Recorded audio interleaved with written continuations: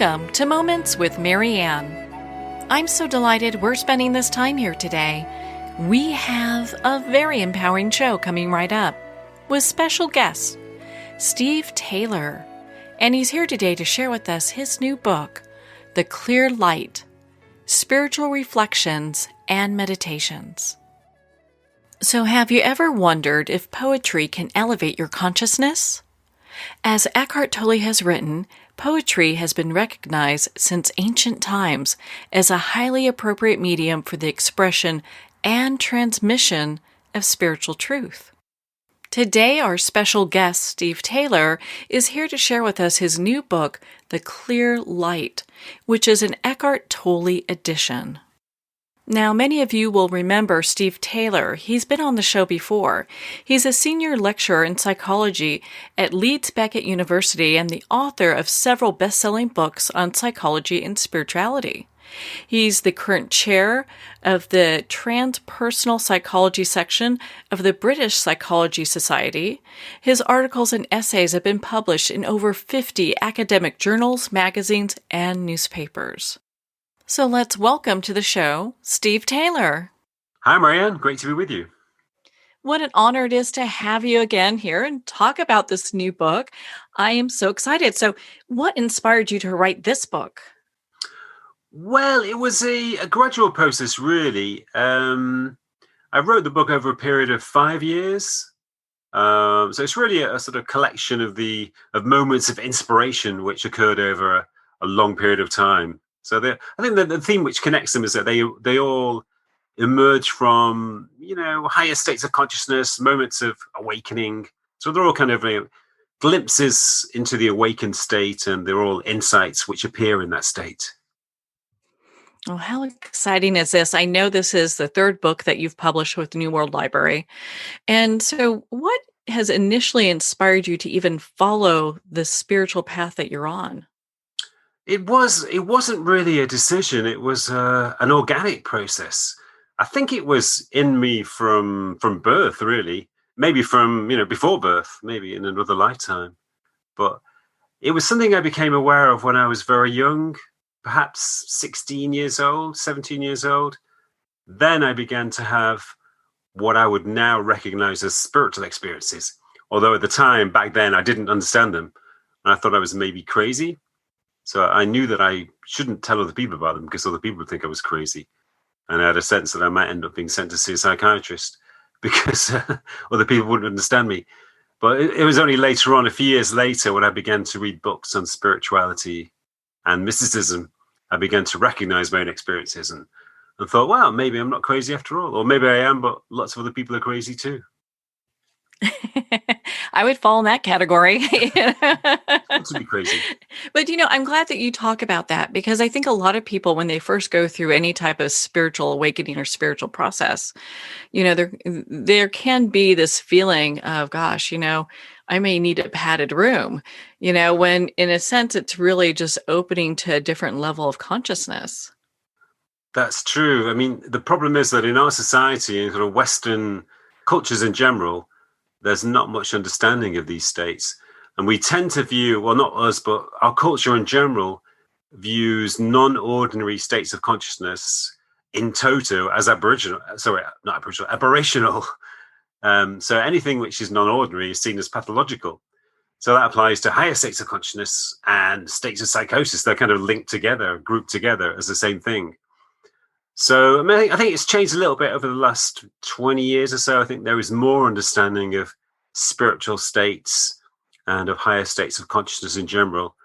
But it depends. I mean, if you're lucky enough to be born into a family with some knowledge of these things, then you'll probably be okay. But, if you're born into a kind of a secular family, which doesn't, have much experience of alternative ideas or spiritual ideas, then you may have to seek out understanding yourself, which can be a long process. Well, thank goodness we have great spiritual leaders such as yourself that can help people kind of navigate that path. And so, it has me kind of thinking, I mean, your book's titled The Clear Light. What does that mean? Why did you name your book that? It has two meanings, really. One meaning is the clear light of the present.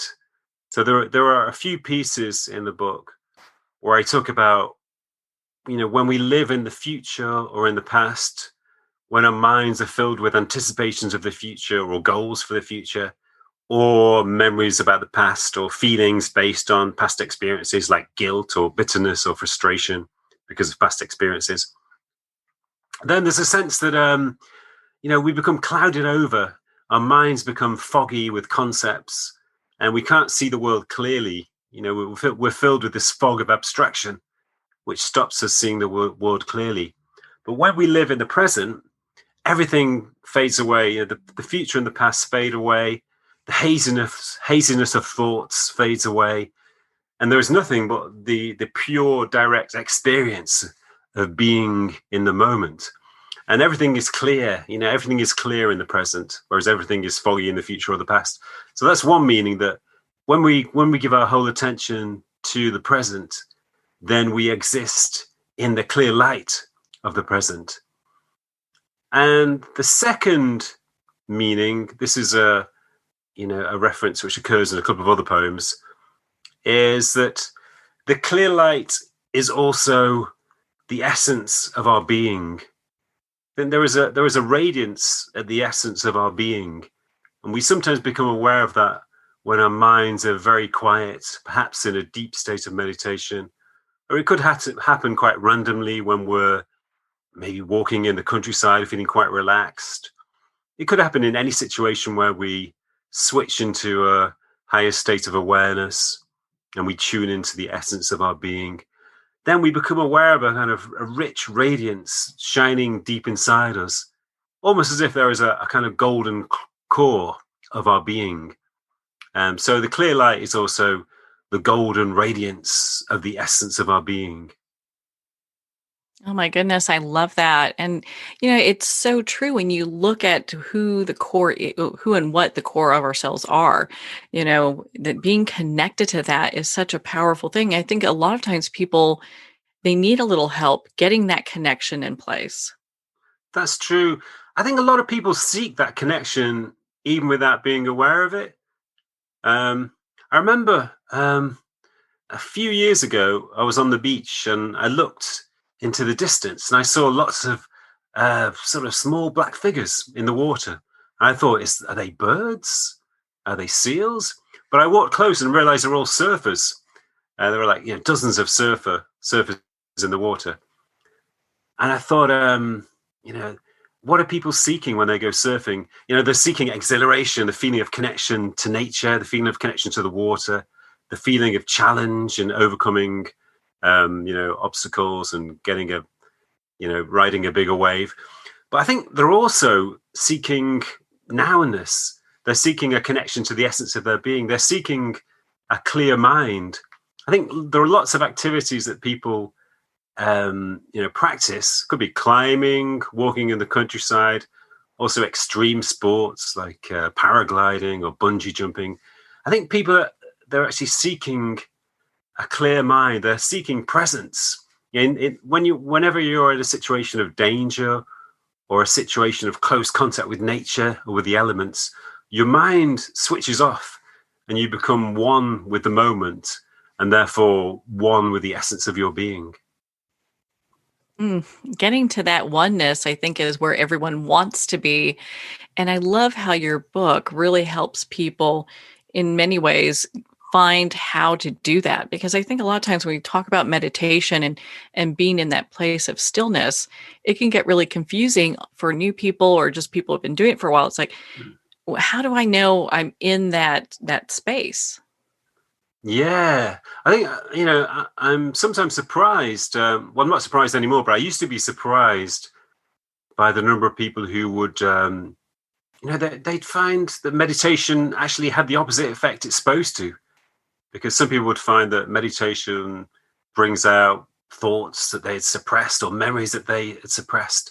It actually made their minds feel more turbulent than, whereas meditation is supposed to make our minds quiet and calm. But I think one of the problems is that, there are lots of activities which are meditative in themselves, but which are not normally classed as meditation. So I sometimes recommend to people, don't practice meditation in itself, maybe that's not right for you at this moment. Maybe try a meditative activity. Try walking in the countryside. Try running. Try doing yoga.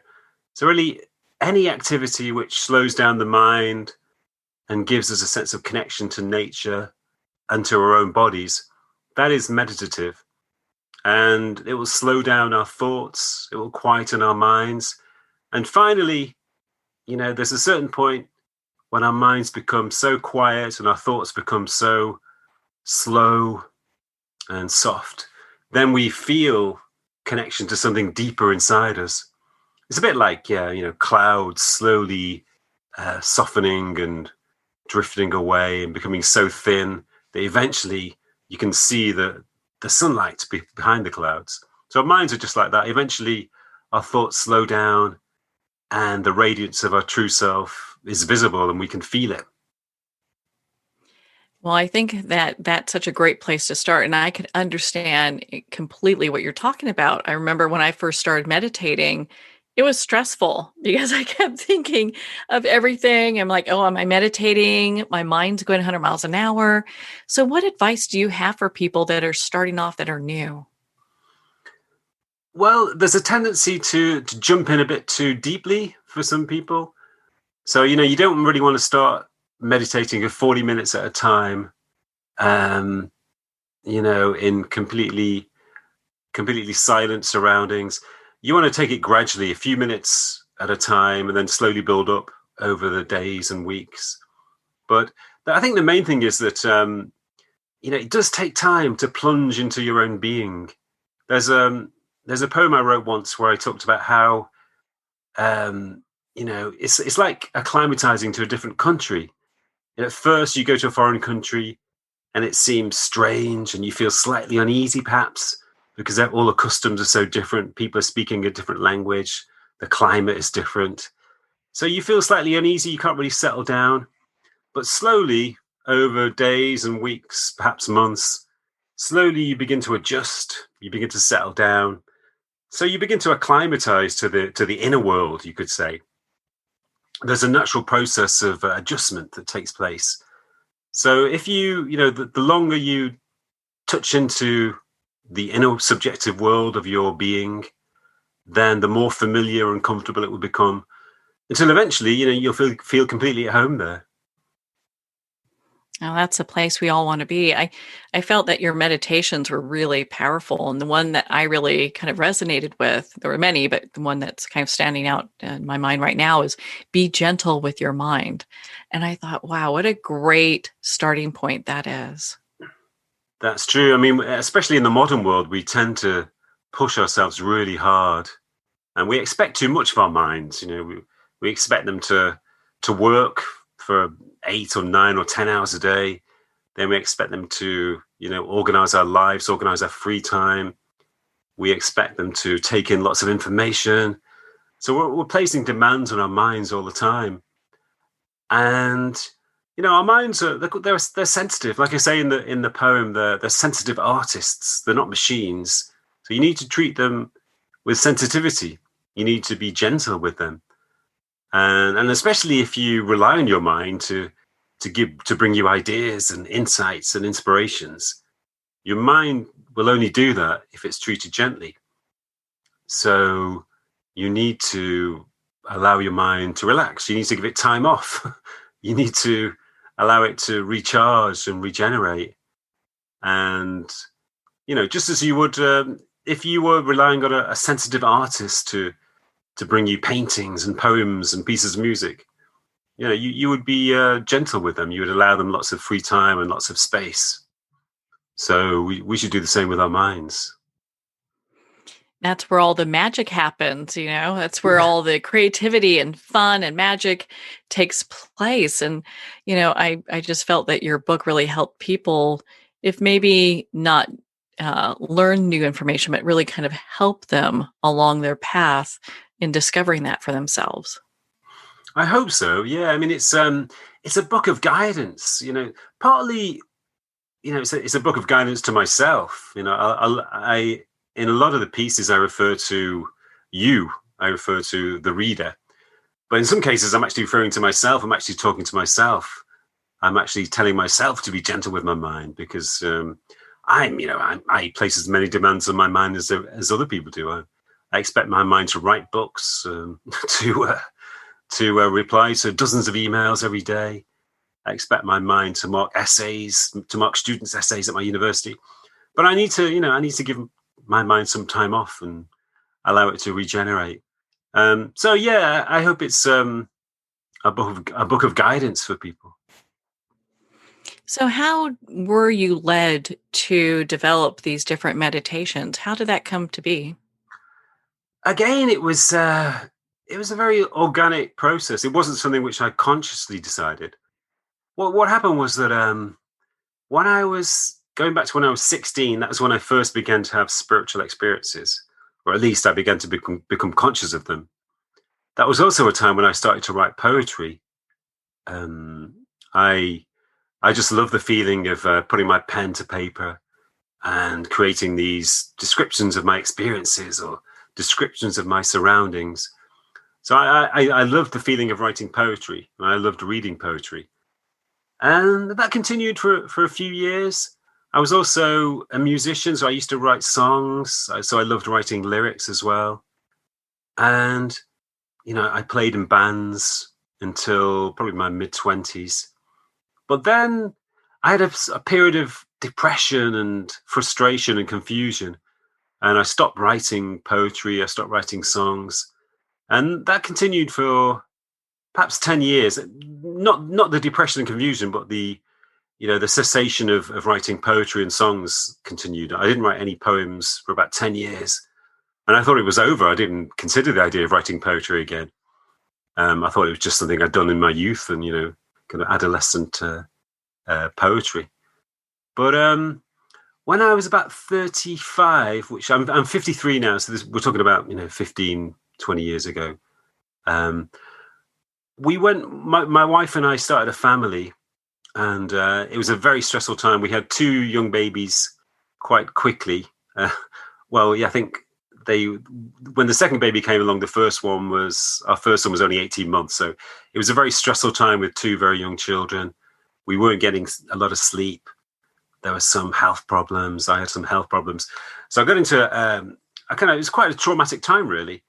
But at the same time, I sensed that there was a kind of deepening, which was also occurring. I felt that I was undergoing some kind of development through the difficulty and the stress. And for no apparent reason, I just started to write these meditative poems. They were poems, but they were also little meditations, reflections. And they just seemed to come from nowhere. I wasn't really conscious of them. I just had a feeling that I wanted to write them, and they emerged. And I'd read them and think, wow, that sounds good. Where did that come from? It was as if something was sort of speaking through me almost, kind of channeling in a sense. So, and ever since then, I've just carried on doing it. It almost as if something was born inside me and has continued to express itself. But every so often, I just find myself writing these reflections, these spiritual reflections and meditations. Do you feel that it's your higher self that's actually tapping in through you and letting this flow, or is it part of a spiritual group? Where do you feel that this is coming from? I would say it's a higher self. Although I can't be sure. I mean, what happens is that, when I'm in a relaxed frame of mind, sometimes when I'm meditating, sometimes when I'm walking in the countryside alone, sometimes when I'm on the verge of sleep, in that kind of intermediate state between sleep and wakefulness, then I sometimes, hear it's not a voice, but I sometimes get a line of a poem in my mind. It's kind of like a phrase just occurs in my mind. And I think, that'd be a good phrase for a poem. Then I get another few lines and I start to write them down. I just usually write down whatever comes. And sometimes it takes maybe 15 minutes for a whole section, a whole piece to arrive in a raw form. And then I leave it for a while, and maybe a few weeks later I come back to it and I try to sculpt those raw lines into a finished piece. So yeah, I do have a feeling that it comes from a higher self. Um, so, but who knows? It's difficult to say where it comes from. Well, wherever it's coming from, it's amazing. I gotta say that. So Thanks. you're tapped into some very high level energy, spiritual energy there. And I found it very interesting because your book with a subtitle speaks of spiritual reflections and meditations. So when we look at this, how do people use this book, and if we're talking about spiritual reflections, in what way would they use it to reflect on their spirit? Well, one way in which people are using the book is, people often keep it by their bedside table, keep it on their bedside table, and they read one or two pieces before they go to sleep. And they find that it gives them a sense of stillness. It settles them down before they go to sleep. People are also using it at yoga groups. People often read them at the end of a yoga session, just as a way of sort of attuning to inner stillness. And people don't tend to read the book sequentially. They tend to open it at random. And people often tell me that they have a feeling that whatever they read is what they're meant to read. It helps them in that moment. So I think it's a book which people read when they need to attune to their essence, when they need a sense of stillness. And people have told me that, they do get that feeling from the book. It does give them sort of a feeling of stillness. Well, I can definitely tell it has some high resonating energy to it. And I use it the way that you explained too. It's like, just kind of flip to a page and it really feels like it resonates with me. So I can understand why you're getting that type of feedback. Hmm. Like what is one that you have people that are coming to you all the time saying, "Hey, I love this one. It feeds my soul today." One of the most popular pieces is called The Alchemy of Acceptance. And I wrote that maybe 3 years ago, and I've read it quite a few times aloud at conferences and talks. And people always respond quite powerfully to it because it expresses quite a simple idea that, our view or our relationship to our life experiences is determined by whether we accept or resist them. And then the difference between acceptance and resistance is massive. So, for example, trauma, if you go through a period of trauma in your life or a period of suffering, and if you accept the suffering or the trauma, and if you let go and surrender to it, it often has a transformational effect. But if you resist the trauma, if you fight it, if you, react to it in quite an egoic, adversarial way, then it becomes more powerful. It becomes more negative. But an attitude of acceptance has the power to transform any negative experience, any seemingly negative experience. So I think when I read that poem aloud, The Alchemy of Attention, people, they relate their own life experiences to it. And it often brings about a shift from resistance to acceptance in their own lives. So experiences which they find frustrating or negative, they can, in that moment, they can transform into something neutral or even something positive just through applying what I call the alchemy of acceptance. Oh my goodness. How powerful is that? And I think I'm going to put you on the hot seat a little bit here. Would you mind reading it to us? Yeah, of course. Okay, there are actually two parts to the poem. One occurs right at the beginning of the book. The other is towards the end. But I'll just read the first one. Maybe I can read the other one later. This is The Alchemy of Acceptance, Part 1. Emptiness can be a vacuum, cold and hostile, dark with danger.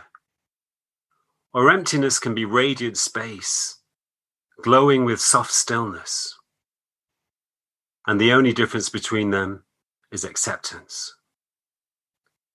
A task may seem tedious, a chore to rush through reluctantly, or a task may seem rewarding, a process to relish with an attentive mind that reveals more richness the more present you become.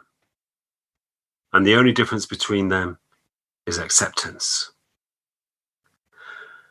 Pain may seem unbearable, searing through you from a sharp, concentrated point, so that you have no choice but to resist, to try to escape, to push away the pain.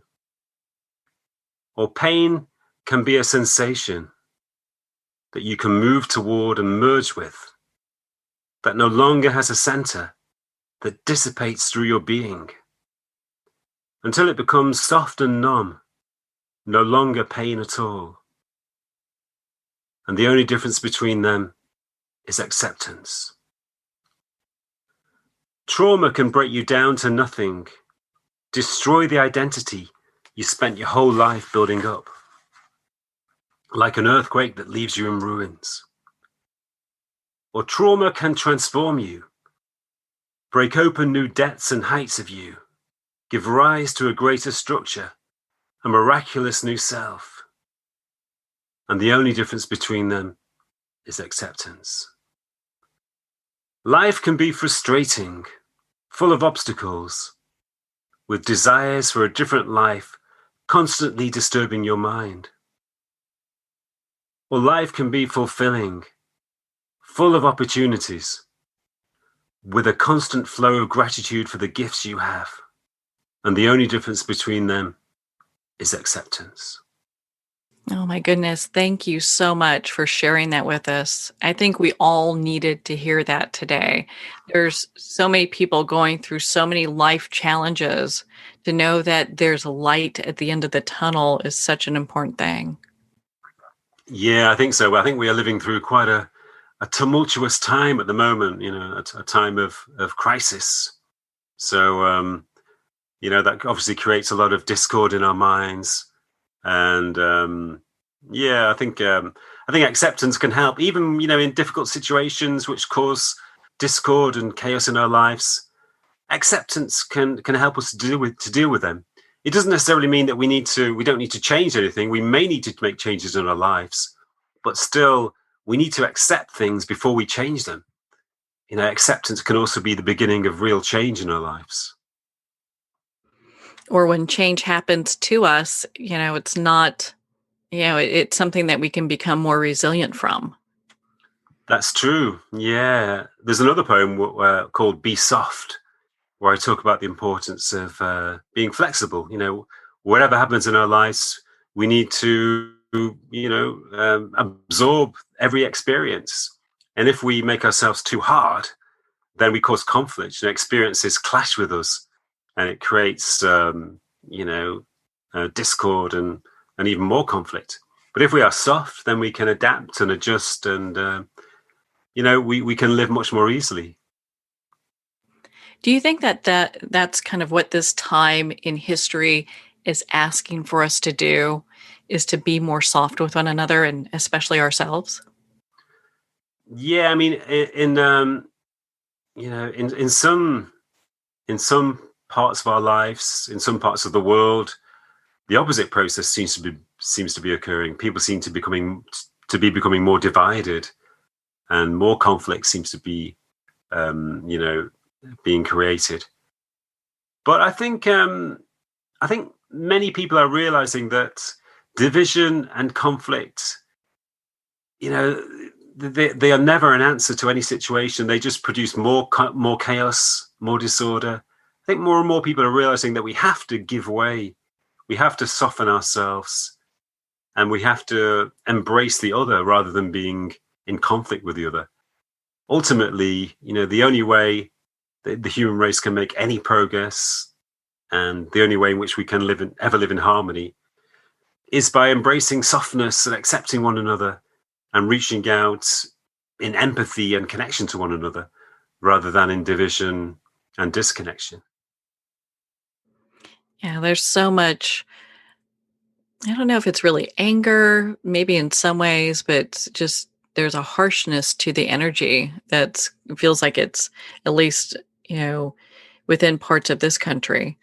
And I think more people that reach out in compassion and kindness will help shift that energy somewhat.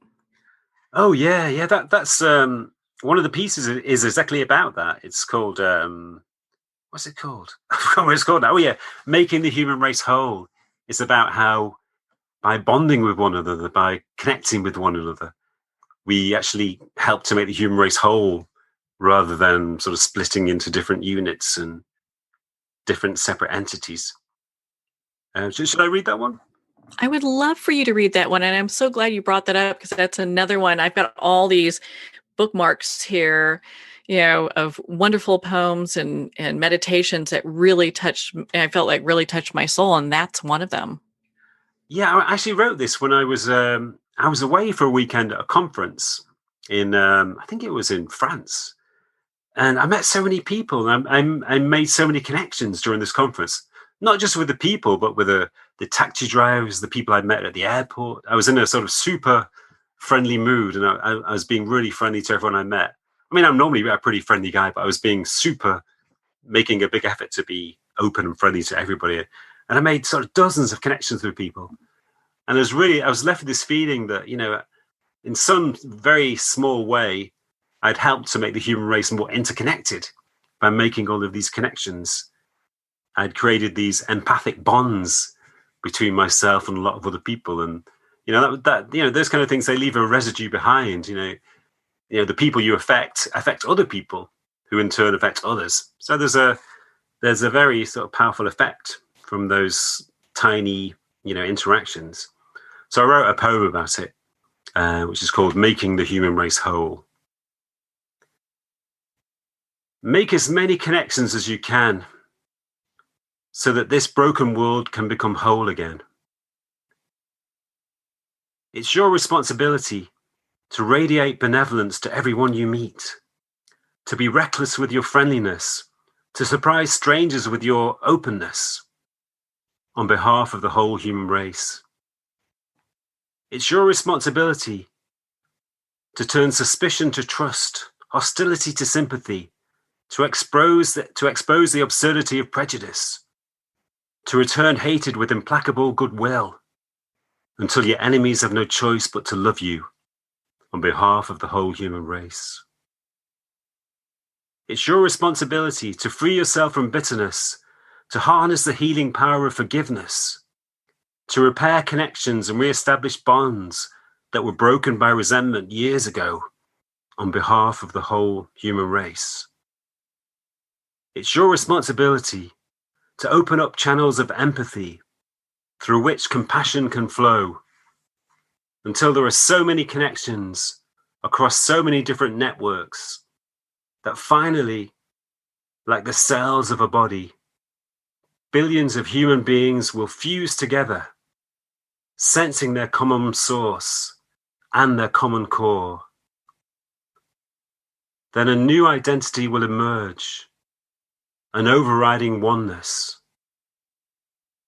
and the human race will be whole at last. I just love that. Thank you so much for sharing that with us. And it just shows how much compassion and kindness can impact those around us. Yeah, I think that, many people say that human beings are essentially selfish. A lot of economists and politicians and scientists assume that we are self-centered and that we can be cruel. And that's true. We can be self-centered. We can be cruel. But I think that the positive sides of human nature have been underestimated. I think human nature has been sold short by our economists and politicians and scientists. And I think that human beings are actually, the great majority of human beings are actually very altruistic. We are very empathic and compassionate. And we have a yearning to connect with each other. Some people, a small minority of people may be selfish and greedy and competitive. But I think most human beings have an overriding need to connect and to empathize with one another. And that's why we're capable of some amazing acts of altruism. And, on a daily basis, people are altruistic on a daily basis. And, so I think eventually we will move towards increasing connection and increasing wholeness. And I'm optimistic that divisions and conflicts will eventually fade away. So when you wrote Rising Above, What was the inspiration behind that one? I found that one very powerful. That was it was about creativity. It was a time in my life when there was a great deal of stress. My father was very ill. He was in the process of dying. And there was some sort of, not in my immediate family, but there were some family conflicts which I had to deal with. And my mother was also ill. So it was quite a stressful time. And I had this feeling that there were certain moments when, again, it's related to acceptance. When you're in the midst of stress, then if you move into a mode of acceptance, then it becomes bearable, and it doesn't really affect you anymore. And but if you resist the situation, if you're thinking to yourself, "Oh no, why is this happening to me? When is it going to end? There's so many different things I should be doing. Why do I have to do this?" Then that just creates more discord. So I switched into a mode of acceptance, and I kind of embraced the situation. I embraced my duties, and I had the sense that I was rising above a lot of the conflicts and the stress, which were apparent at that time. And I often have that feeling that there's a certain level of everyday life which can seem stressful, and people fall out with one another. People get irritated and frustrated about trivial things. But, in our best moments, we rise above those trivial things. We rise above conflict. We rise above resentment. And it's almost as if we reach a kind of a spiritual level where life becomes purer and much more fulfilling. So it's about that, really. It's about rising above conflict and triviality. There's so much in your book that spoke to me personally. And it's interesting, you kind of to dovetail with what we're discussing, you have a meditation that's titled Coming Down from the Mountain.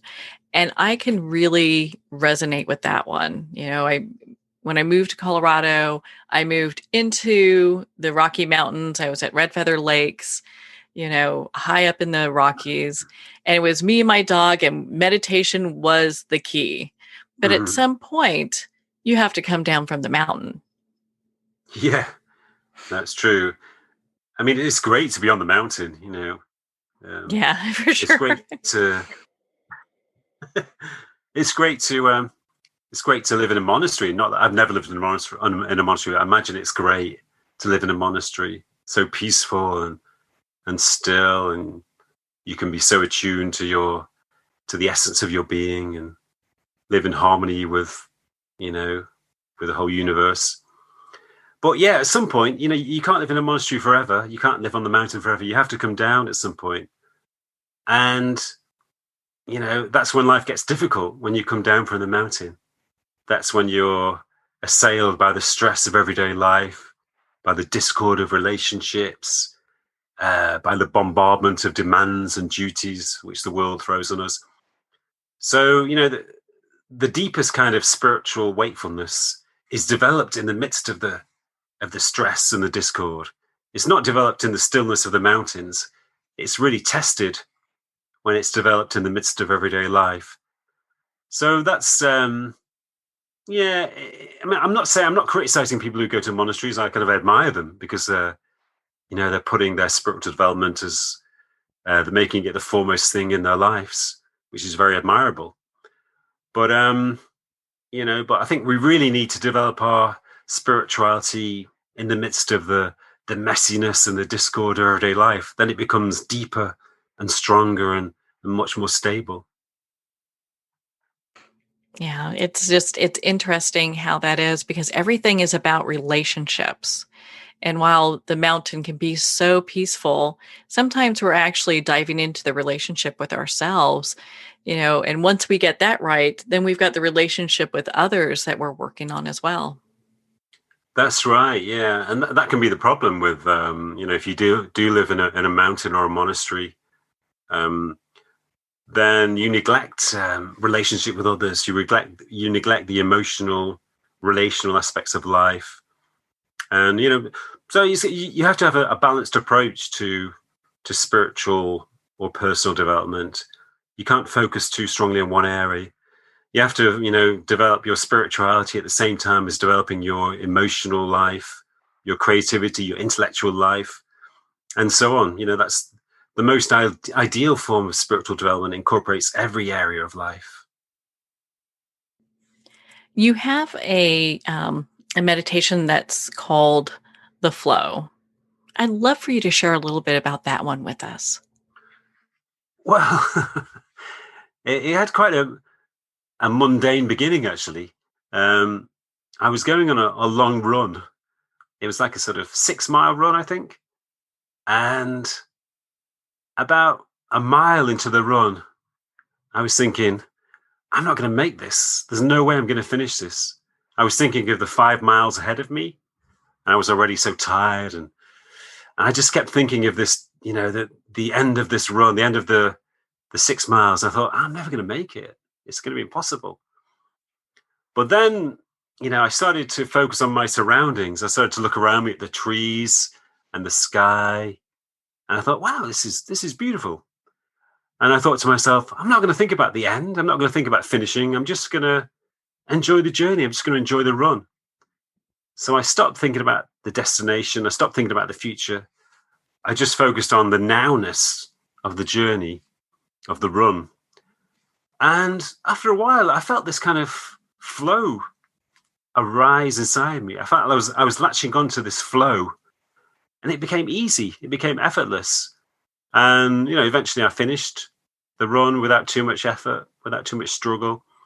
And I thought this is a really good metaphor for life itself. That we undertake challenges or journeys, and we often, get into difficulties because we think too much about the destination. We think ahead rather than thinking about the now. But if we focus on the nowness without thinking about the end or the future, then we latch onto the flow of the journey. Every journey has a certain flow, and the flow carries us forward, so we don't really need to make an effort. You share in many of these meditations, about being in the present moment. What does that look like for you?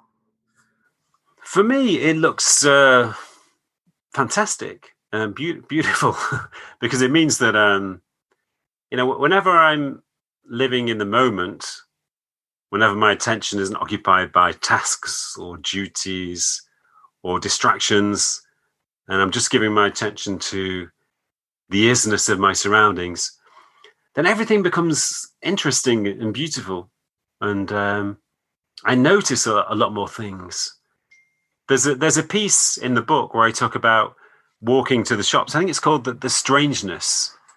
And I talk about, walking to the shops and noticing all of these small things, like noticing the shadows of railings and fences and gates on the pavement, noticing the reflections, the sunlight reflecting off the windows of cars, and noticing the patterns of bricks on the houses.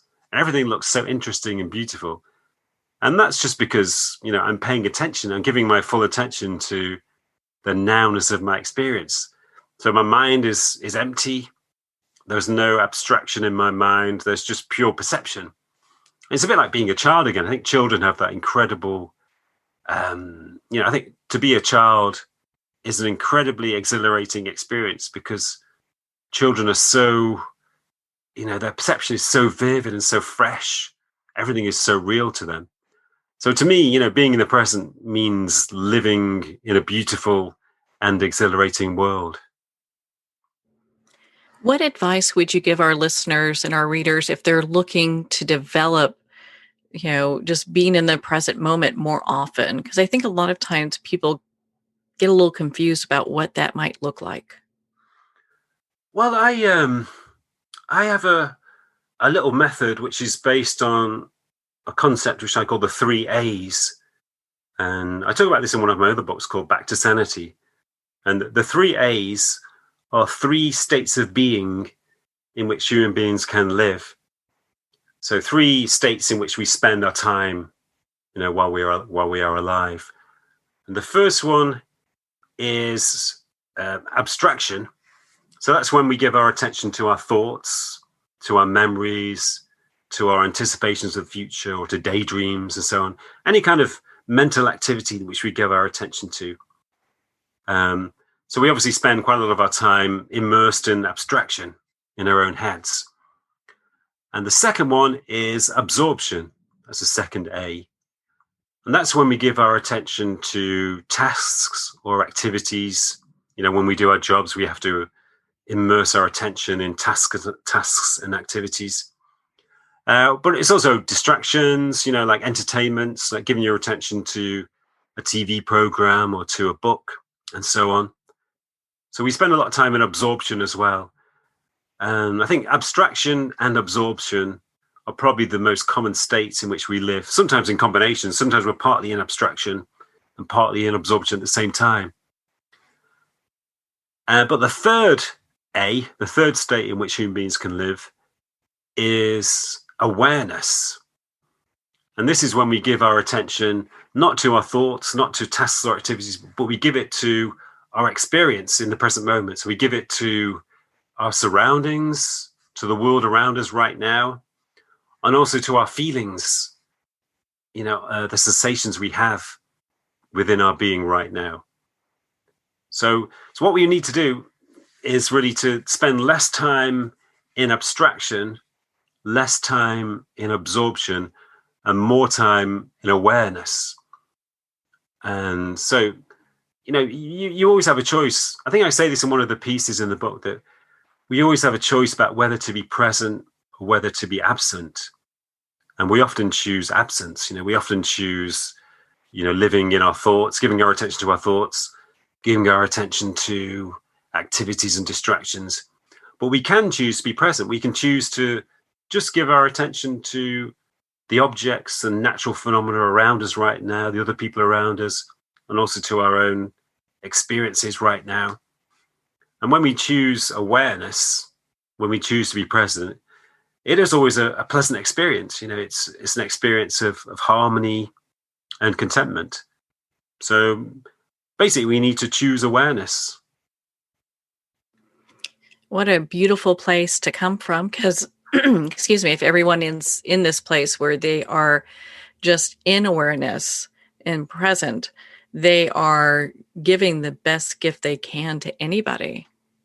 Yeah, it's very simple, but it's something that we forget. We sort of, in the opposite way to children, because children do naturally spend a lot of time in awareness. They're really fascinated by the world around them. They give so much attention to simple sensory experiences. But we kind of subconsciously think, it's not really interesting. Why are these surroundings interesting? I've seen them so many times before. So we don't bother to pay attention. Even when we eat food, we don't really pay attention to it. We don't pay attention to the taste. Not very much anyway. But when we do make a conscious decision to do that, to pay attention to our sensory experiences or to our surroundings, then we realize, this is how life's meant to be. It's so simple, it's so real, and it's so beautiful. Yeah, and what a gorgeous place to be in, is just that level of awareness. And I'm so glad that you shared that with us. I understand that The Clear Light is your third book in the Eckhart Tolle Edition series that's been published by New World Library. Can you share with us a little bit about how you and Eckhart Tolle are connected? Well, it began maybe about 15 years ago now. My first book was published 15 years ago. It was called The Fall. And it was quite a weighty book about human history. It was a book about archaeology and prehistoric history, anthropology. But it was fundamentally a book about the ego. The subtitle was, what was the subtitle? I've forgotten. Oh, yeah, The Insanity of the Ego in Human History. So when I read Eckhart's book, A New Earth, I thought, wow, this book is quite similar to mine. We're dealing with similar things about the chaos and discord that the ego has caused in human history and continues to cause in human life. So I sent a copy of the book to Eckhart, and about 6 months later, out of the blue, I got an email from his assistant saying, Eckhart really likes your book, The Fall, and he'd like to speak to you about it. He wants to help you promote it and So I spoke to Eckhart on the phone a few days later.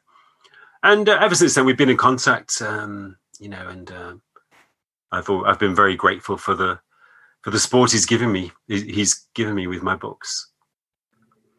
Well, it really seems that in very many ways that you both are on the same wavelength, I have to say. From knowing Eckhart Tolle's work and diving into your work as well, there's a lot of just great information there for people who are looking to move their consciousness to a new level. Yeah, I think fundamentally it's about the evolution of consciousness. I think Eckhart would agree with me here that, there is a process by which consciousness evolves, and spiritual awakening is a part of that. Spiritual awakening is essentially an expansion and an intensification of consciousness. And that's really, ever since the beginning of time, material things and life forms have been becoming more conscious and more complex. They become more complex at first, and they become more conscious. So within living beings, there's a process of the expansion of consciousness right back from the beginnings of life on this planet. So we're part of that. And, I think collectively, the human race is going through a process of awakening. And, I think it's inevitable that we will go through awakening, but there are quite a few obstacles in the way. There are a lot of crises that may, affect that. So it's really a question of whether the awakening can become powerful enough so that it can overcome the obstacles and the crises that are developing. I sure hope it is. Yeah. Look at that. I mean, because what's that saying? If we don't pay attention, God goes and gets a bigger hammer. So Yeah. I don't think we want the bigger hammer. That's right. I'm optimistic. We've got a lot of challenges, but I think there is this flowering of consciousness. I think there is a process of collective awakening underway. And I think it's inevitable, really, but, there are lots of kind of leftover crises from the old egoic mindset, which seems to be, I think the old egoic mindset is becoming more rigid because it feels threatened. So it's creating more challenges and crises. But I'm optimistic that we will overcome them. Well, I know when people start diving into their own spiritual path and taking that personal responsibility, that your book, The Clear Light, will help them get to a place where maybe some of these challenges aren't as difficult because they're looking at it with new perspective. Hopefully. Yeah, I mean, one thing I've always felt is that spiritual awakening can be a challenging process. It's sometimes portrayed as a blissful and easy process, but in reality, it can be quite challenging, especially if we don't have a background in spirituality, especially if we're living in a culture which doesn't really accept or understand spirituality. It can be a challenging process, and so hopefully, this book will help people deal with that challenge. Well, and thank goodness we're in an age where people can share, their spiritual experiences and know that there's information out there, such as your book, that can help them understand a little bit more about what's going on with them. That's one of the good things about the internet. I think there are some bad things about the internet, but that's one of the good things about it. I had a friend, a spiritual teacher I used to visit called Russell Williams, and he died 2 years ago at the age of 96. And he underwent spiritual awakening in 1950 when he was 29 years old. And at that time, there was very little access to spiritual knowledge. He was living in England. So, in Europe, there was very little knowledge of spirituality apart from Christianity. So he found it really difficult to understand what had happened to him. He spoke to, vicars and church people, but nobody understood him. So eventually, after years of, misunderstanding, he started to think he was crazy. So he began to doubt his own transformation. And it took him 9 years to find somebody who understood him. By chance, he met a Buddhist who said to him, "Wow, this is enlightenment. You're enlightened. You're just like the Buddha." And he thought, "Wow, that's it. I'm not crazy after all." But nowadays, we wouldn't have to wait 9 years for that. Maybe we can do that in 9 days, hopefully. Thank goodness, thank goodness for that, because that can be such a journey. And there's so much great information out nowadays. And I'm so grateful that we have your book, The Clear Light, because I found it to be very transformational for my own personal journey. So thank you, Steve. Thank you, Marianne. So, Steve, where can our listeners connect with you and be part of your community and learn about all of your other books as well? The best place is my website, which is stephenmtaylor.com. And that's Stephen with a V, M for Mark, stephenmtaylor.com. So, there are lots of poems and essays and other materials on there. And, people can contact me through the website as well. Well, Steve, thank you so much for taking the time to be on the show with us here today. Thanks, Marianne. It's been a pleasure. Well, thank you, Steve. It has been such an honor to spend this time with you and to talk about your new book, The Clear Light. The Clear Light is available at Amazon, Barnes & Noble, and all indie retailers. And if you don't see it on the shelf, ask for them to order it. And of course, it's available on Kindle, so you can download right now and get to reading. Again, if you'd like to connect with Steve, you can at stephenmtaylor.com for more information. Well, we're at the end of our time today. I would like to thank everyone for tuning in. You're listening to Moments with Marianne. And remember, make every moment count.